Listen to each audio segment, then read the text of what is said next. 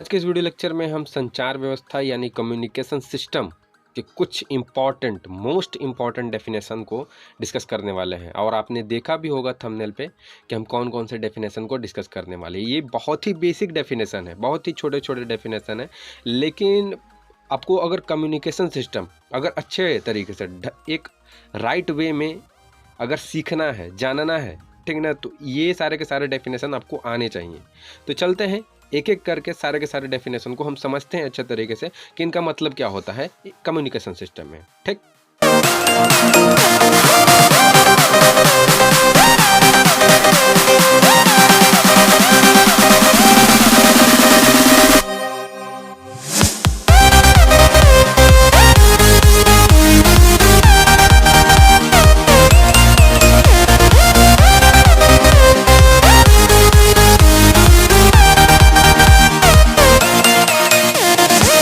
सो यही हमारे पास बेसिक से डेफिनेशन है जिसे हमें आसान भाषा में समझने की कोशिश करनी है।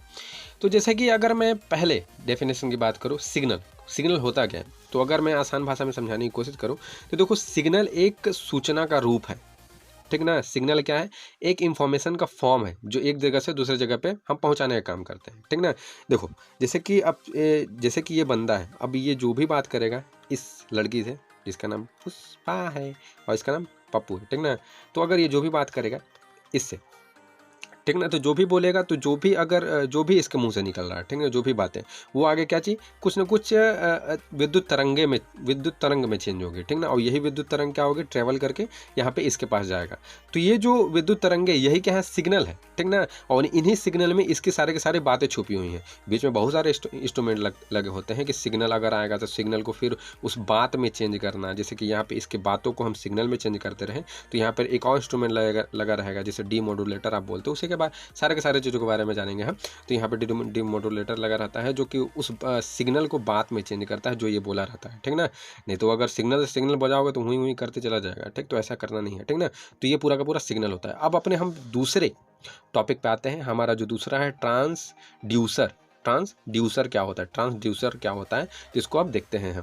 तो अगर हम ट्रांसड्यूसर को समझने की कोशिश करें तो देखो यहाँ पे इस तरीके से समझ सकते हैं। देखो, अब ये मैंने बोला कि जो भी ये बात इससे बात कर रहा है, जो भी बात कर रहा है, इसका मन इसकी है, जो बात करने दो।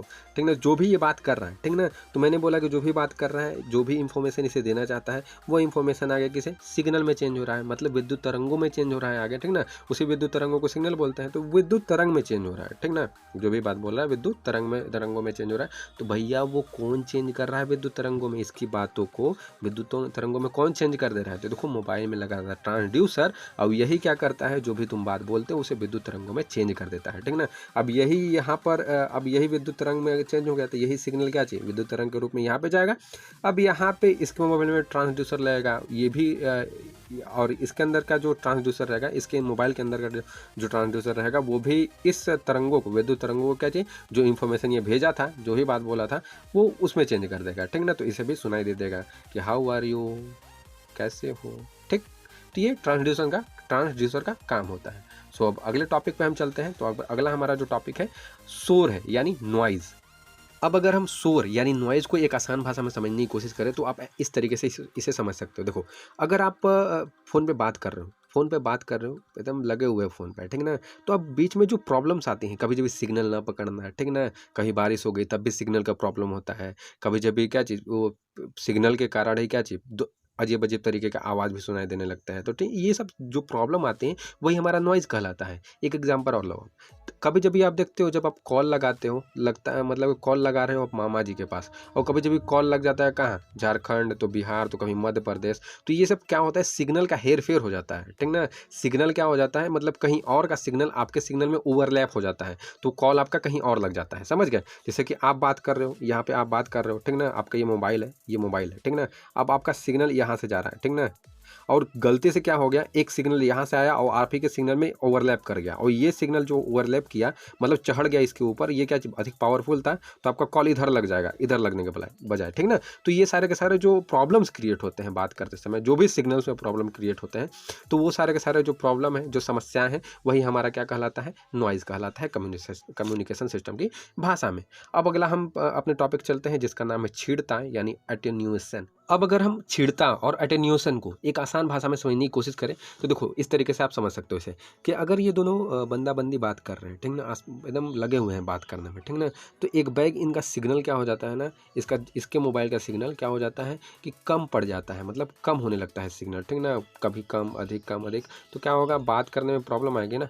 तो जो सिग्नल में जो कमी हो रही है, ठीक ना, जो कमी आ जा रही है, मतलब एक टाइम ऐसा था सिग्नल एकदम कंप्लीट पकड़ रहा था, बहुत मज़ा आ रहा था बात करने में, ठीक ना, या बहुत मज़ा आ रहा था वीडियो देखने में, अगर यूट्यूब पे वीडियो देख रहा होगा तो बहुत मज़ा आ रहा था। लेकिन एक समय क्या है कि सिग्नल कम होने लगी, तो जो सिग्नल का कम होना, ठीक ना, जो सिग्नल में हास होती है वही क्या कहलाता है हमारा, वही कहलाता है हमारा प्रवर्धन, सॉरी वही कहलाता है छीड़ता या अटेन्यूएशन कहलाता है, ठीक। तो अब हम बताएं अपने अगले टॉपिक पे चलते हैं जिसका नाम है प्रवर्धन यानी एम्प्लीफिकेशन क्या होता है। अब अगर हम प्रवर्धन यानी एम्प्लीफिकेशन को एक आसान भाषा में समझने की कोशिश करें तो आप इसे इस तरीके से समझ सकते हो। मान लो कि आप मोबाइल पे बात कर रहे हो, ठीक ना, और मोबाइल पे बात कर रहे हो, मान लो कि क्या हो, आपके जो बात कर रहे हो तो जो सिग्नल निकल रही है वो सिग्नल बहुत कम आ रही है, ठीक ना, तो उस सिग्नल को अगर हमें बढ़ाना है तो एक एम्पलीफायर होता है, उस एम्पलीफायर का यूज करके आप क्या कर सकते हो, उस सिग्नल को बढ़ा सकते हो। ऐसे मोबाइल में भी एम्पलीफायर लगे होते हैं जिससे कि आपका सिग्नल क्या चीज़ अच्छे तरीके से पकड़े, मतलब कि एक जो लो सिग्नल है, लो एनर्जी वाला सिग्नल है, उसे हाई एनर्जी के सिग्नल में आप कन्वर्ट कर सकते हो, ठीक ना। जैसे कि अगर एक और एग्जांपल हो कि आप एकदम देहात में रहते हो, ठीक ना, गाँव साइड में रहते हो, आप रेडियो सुनने के बहुत शौकीन हो, तो रेडियो सुनने को बहुत शौकीन हो तो आप देहात में क्या चीज़, मतलब कि सिग्नल अधिक नहीं पकड़ते तो आप एम्पलीफायर का यूज कर सकते हो, ठीक ना, मतलब कि सिग्नल अगर लो सिग्नल है तो उसे क्या कर सकते हो, हाई सिग्नल में चेंज कर सकते हो, मतलब कि वो ज़्यादा कैचअप करेगा उस सिग्नल को, जो भी सिग्नल आ रहे हैं ना वहाँ पे उस सिग्नल को ज़्यादा कैचअप करने में क्या चीज़ सक्षम हो सकेगा, ठीक ना। तो इसलिए हम एम्पलीफिकेशन का यूज करके जो लो सिग्नल होता है उसे हाई सिग्नल में हम चेंज कर सकते हैं, हाई एनर्जी के सिग्नल में चेंज कर सकते हैं। सो अब अपने अगले हम टॉपिक पे चलते हैं जिसका नाम है परास यानी रेंज। परास यानी रेंज होता क्या है। अब अगर हम परास या रेंज को एक अच्छे तरीके से समझने की कोशिश करें तो आप इस तरीके से समझ सकते हो। देखो अब ये जो भी दोनों है पप्पू पुष्पा है, तो यहाँ पे ये बहुत दूर है, ठीक ना, दूर दूर पे बातें कर रहे हैं, ठीक ना, ठीक। तो अगर इसका जो इसकी जो बातें हैं, इसकी जो इंफॉर्मेशन है, ठीक ना, सिग्नल के रूप में एक सही तरीके से इसके पास पहुंच जा रही है, या ये भी जो भी बातें बोल रही है इसके पास पहुंच जा रहा है, ठीक ना, जो भी इंफॉर्मेशन पहुंचा रही है सिग्नल के फॉर्म में इसके पास पहुंच जा रही है एक सही तरीके से, ठीक ना, एक स्ट्रांगली वे में, ठीक ना, तो वही क्या कहलाता है, परास कहलाता है या रेंज कहलाता है। आप एक तरीके से और भी एग्जाम्पल समझ सकते हो कि जैसे आप रेडियो सुन रहे हो तो रेडियो स्टेशन से जो भी सिग्नल आ रहे हैं आपके रेडियो तक क्या चाहिए, वो सिग्नल एकदम स्ट्रांगली तरीके से आपको रेडियो में एकदम, रेडियो में जो गाना है एकदम अच्छे अच्छे तरीके से सब समझ में आ रहा है, जो जी बोल रहा है, थोड़ा सा भी क्या चाहिए नॉइज़ नहीं है उसमें, थोड़ा सा भी घिनघिनाहट नहीं है, ठीक ना, तो वो क्या है, वही हमारा क्या है, परास या रेंज है। चाहे आप टीवी, जो भी टीवी स्टेशन रहते हैं तो वहाँ से क्या आते हैं, वहाँ से जितने भी सिग्नल्स आते हैं तो आपको टीवी में क्या चीज़, जो फिगर दिख रहा है बहुत अच्छे तरीके से दिख रहा है, और जो आपको गाना सुनाई, मतलब कि जो उसकी ऑडियो भी है बहुत अच्छे तरीके से सुनाई दे रही है आपको, तो ये सारे के सारे क्या है, अच्छे तरीके से आ जा रहे हैं, ठीक ना, एक स्ट्रांगली सिग्नल आपको मिल रहा है ताकि आप अच्छे तरीके से सुन पाएँ या आप मतलब कि और पिक्चर्स को देख पाएँ। तो ये क्या है, एक परास है, वो रेंज कहलाता है, ठीक ना, वही रेंज कहलाता है। अब हम अपने अगले टॉपिक पे चलते हैं जिसका नाम है बैंड चौड़ाई या बैंडविड्थ, ठीक। अब अगर हम बैंड चौड़ाई यानी बैंडविड्थ को एक आसान भाषा में जानने की कोशिश करें तो आप इसको इस तरीके से जान सकते हो। देखो अगर कोई भी सिग्नल आ रही है, मतलब कि अगर मान लो इन्हीं दोनों का एग्जांपल ले लो, अगर ये बात कर रहे हैं तो जो भी सिग्नल निकल रही है वो सिग्नल इस फॉर्म का होगा, ठीक ना, और यही सिग्नल का अगर हम इसी सिग्नल का एनर्जी बढ़ा दें, मतलब पावर बढ़ा दें, तो ये सिग्नल इसका फॉर्म, इस फॉर्म का भी हो जाएगा। तो जो सिग्नल की पावर होती है वही उसकी बैंडविड्थ होती है, मतलब जितना ज़्यादा सिग्नल पावरफुल होगा, जितना ज़्यादा इनर्जेटिक होगा दूर दूर तक जिसे हम पहुंचा सकें, ठीक ना, तो वही उसकी क्या होती है, बैंडविड्थ होती है। अगर सिग्नल का जो पावर है अधिक है, मतलब बहुत ज़्यादा है, तो बैंडविड्थ क्या है, ज़्यादा है। अगर वही सिग्नल का पावर कम है तो बैंडविड्थ कम है, ठीक ना। तो इस केस में देखो इसकी फ्रिक्वेंसी क्या है, ज़्यादा है, इसकी फ्रिक्वेंसी दूर दूर, ये दूर दूर बन रहे हैं, तो इसकी फ्रिक्वेंसी क्या है, कम है, इसकी फ्रिक्वेंसी ज़्यादा है, तो इस कंडीशन में इसकी बैंडविड्थ ज़्यादा है, इसकी बैंडविड्थ कम है। तो बैंडविड्थ का मतलब कितना आपका सिग्नल पावरफुल है, ठीक ना, कितना सिग्नल आपका पावरफुल है एकदम, ठीक ना, तो वो उसको दिखाता है। अगर सिग्नल पावरफुल होगा तो यानी उसकी बैंडविड्थ भी अधिक है, अगर सिग्नल कम पावरफुल है तो उसकी बैंडविड्थ भी कम है। तो अब हम अपने अगले टॉपिक पे चलते हैं जिसका नाम है पुनरावर्तक, जिसे रिपीटर भी बोलते हैं, ठीक ना।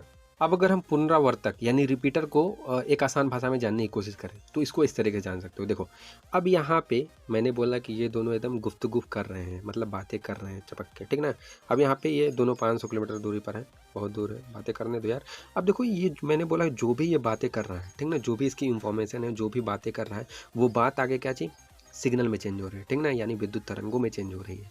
तो ये विद्युत तरंगों में चेंज करने का काम कौन कर रहा है? हमारा ट्रांसड्यूसर कर रहा है कि नहीं? ट्रांसड्यूसर कर रहा है, लेकिन बार बार जो इस चीज़ को रिपीट कर रहा है, बार बार रिपीट कर रहा है, वो क्या चाहिए? पुनरावर्तक रिपीटर का काम है, ठीक ना, कि इसको मतलब कि देखो बार बार सिग्नल निकलेंगे, ये बार बार बात कर रहा है, देख लो आप सेकेंडों में बोलते हो, एकदम फटाफट एकदम बात मतलब बात पहुंच जाती है वहाँ पे। तो जो रिपीटर, इसके नाम से ही पता चल रहा है कि ये रिपीट करने का काम करता है, यानी लगातार ये क्या करेगा कि इसको बढ़ावा देगा ट्रांसड्यूसर को, कि भाई तू मतलब कि तू चेंज करने में लगा रख, मैं तेरे को रिपीट मतलब कि तेरे को हेल्प करूंगा, ठीक ना।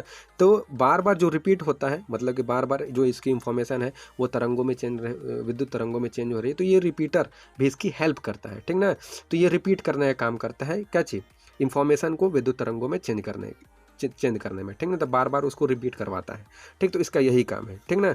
अब हम अपने अगले डेफिनेशन पे चलते हैं, जिसका नाम है मॉड्यूलेशन, ठीक ना। ये बहुत ज़्यादा इंपॉर्टेंट है, ये दोनों के दोनों, मॉड्यूलेशन और डीमॉड्यूलेशन, आगे हम पढ़ेंगे इसके बारे में, ठीक ना, ज़्यादा ब्रीफली, ठीक। तो मॉड्यूलेशन पे चलते हैं अब अगर मॉड्यूलेशन की बात करें, ठीक ना, अगर हम मॉड्यूलेशन को एक आसान भाषा में समझने की कोशिश करें, ठीक, तो मॉड्यूलेशन को आप इस तरीके से समझ सकते हो। देखो इन दोनों के बीच का दूरी कितना है? 500 किलोमीटर, बहुत दूर होता है भैया, ठीक ना, चाहे 1000 किलोमीटर भी हो सकता है, ठीक।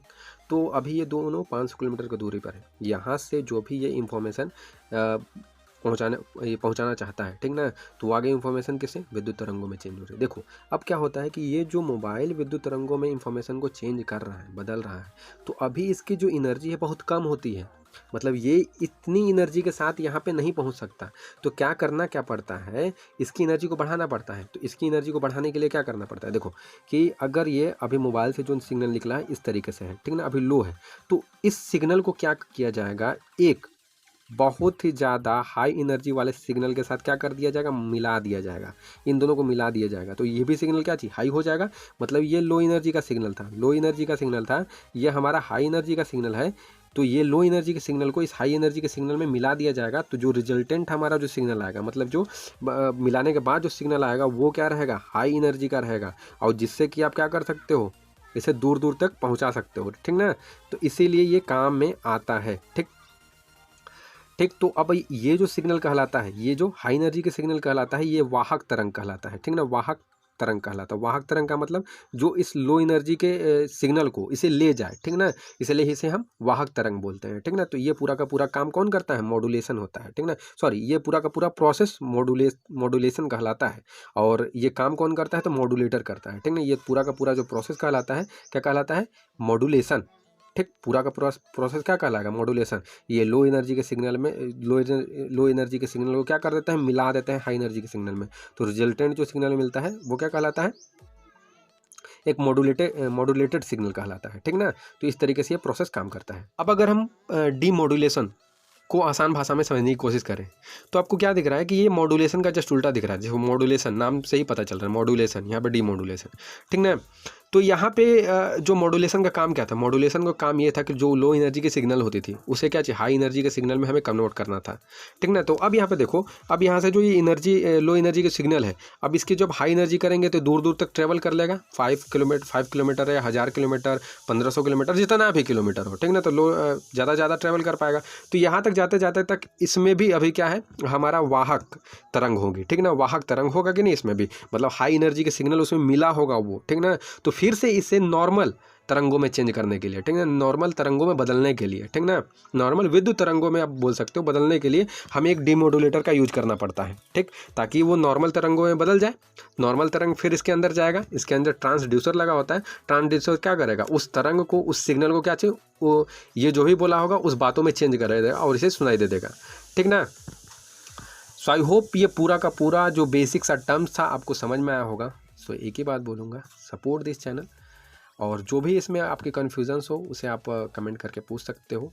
एंड एक बात और बोलूँगा, प्लेलिस्ट को ज़रूर चेक करें, प्लेलिस्ट को, क्योंकि प्लेलिस्ट में बहुत सारे ऐसे वीडियो हैं जो आपके लिए हेल्पफुल हो सकता है, ठीक, आपकी नॉलेज को बूस्टअप कर सकता है, ठीक, तो उसको ज़रूर चेक करें। एंड ये एक और बात, सब्सक्राइब यार, लाइक, कमेंट, शेयर जरूर करना यार, शेयर जरूर करना, इन दोनों के लिए। पप्पू पुष्पा।